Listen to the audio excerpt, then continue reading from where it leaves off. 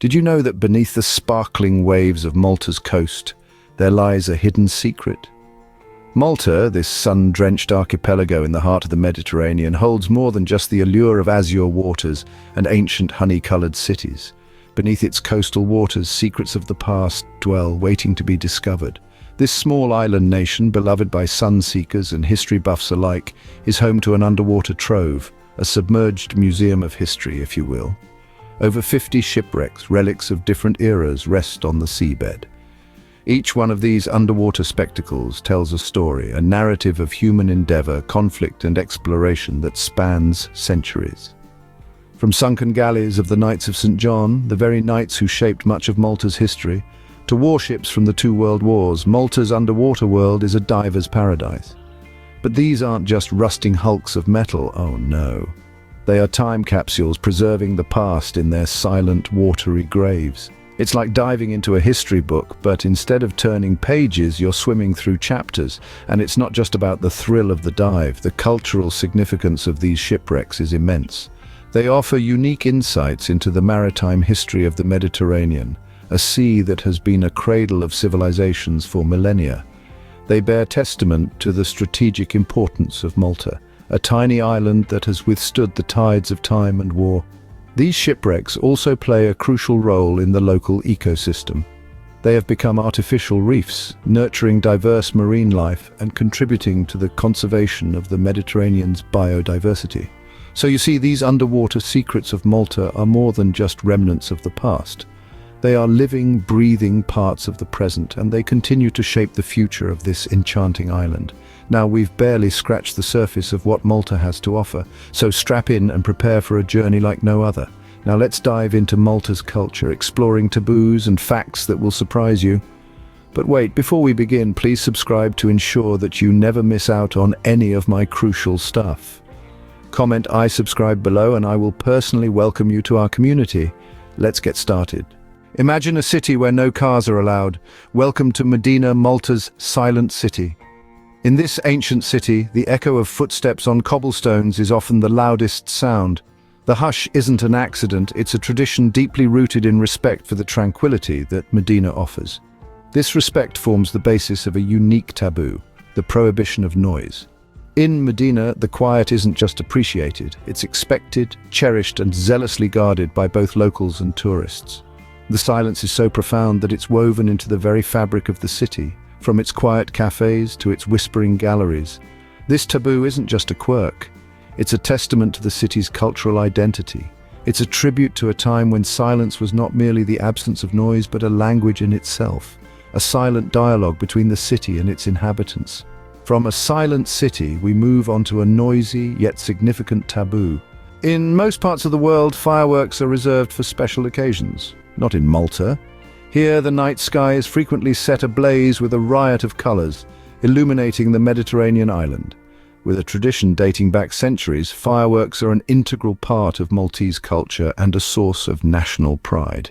Now imagine choosing not to partake in this vibrant spectacle. This would be akin to turning your back on a cherished communal ritual.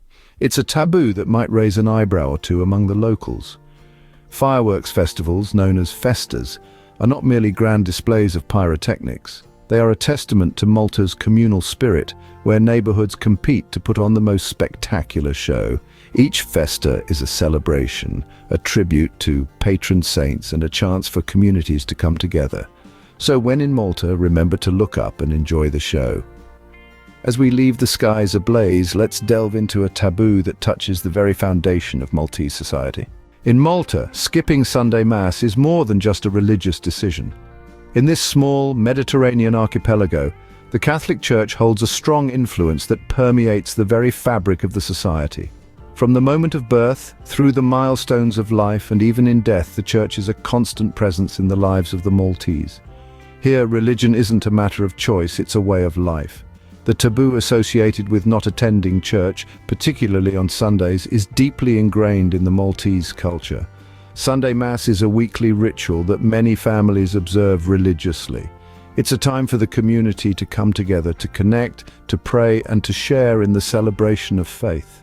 Missing Sunday Mass in Malta isn't just seen as a lapse in religious obligation, it's perceived as a breach of societal norms. It's like turning your back on tradition, rejecting your community, and in some ways distancing yourself from your roots. The societal pressure to attend Mass is so intense that it's not uncommon to find people who, despite not being particularly religious, still partake in the weekly ritual out of respect for tradition. The Church's influence extends beyond the spiritual realm. It plays a crucial role in shaping the moral, educational, and social landscapes of the country. Catholic values and teachings are deeply embedded in the Maltese educational system, shaping the minds and characters of the young. The Church also plays a significant role in social welfare, providing aid and support to the needy. This strong influence of the Church isn't without its critics. Yet, despite the changing tides of time and the influence of the Western world, the Church remains a steadfast pillar in Maltese society. The deep-rooted faith of the Maltese people and their adherence to tradition have allowed the Church to maintain its relevance and influence.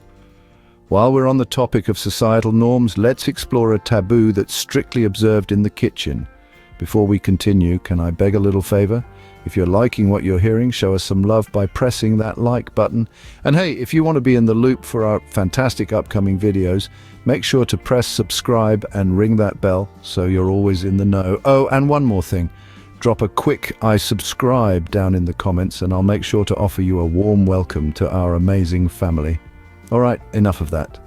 Let's keep the conversation flowing. In Malta, never ask for spaghetti bolognese at a fish restaurant. This might sound a bit peculiar, but it's a well-observed food etiquette on this Mediterranean island. You see, Maltese culinary traditions are deeply rooted in the island's historic relationship with the sea, and the Maltese people take great pride in their seafood dishes. When you're at a seafood restaurant in Malta, it's not just about satisfying your hunger. It's about experiencing the rich, diverse flavors of the Mediterranean Sea, cooked with love and served with a side of Maltese hospitality. Ordering a non-seafood dish is seen as a slight against this cherished tradition. It's akin to refusing an invitation to partake in their culinary heritage. So, when in Malta, do as the Maltese do. Dive headfirst into the local seafood cuisine and let your taste buds embark on a gastronomic adventure. From food etiquette, let's move on to a taboo that will leave you tongue-tied. In Malta, using the wrong language can be more than a simple mistake. Indeed, language is a significant part of the Maltese identity, and not making an effort to speak it, especially in rural areas, is often considered a faux pas. The Maltese language, a fascinating blend of Arabic, Italian, English, and French, is the heart and soul of the island's culture. It's not just about communication, it's a symbol of their rich history and diverse influences. The locals appreciate when visitors make an effort to learn a few phrases. It demonstrates respect for their culture and a genuine interest in their way of life. And while English is widely spoken, a simple grazie, thank you, or Eva, yes, in Maltese can go a long way in earning smiles and nods of approval. So, when in Malta, give their language a try. After all, it's all part of the experience. We've journeyed through Malta's taboos and facts, each one a thread in the vibrant tapestry of Maltese culture.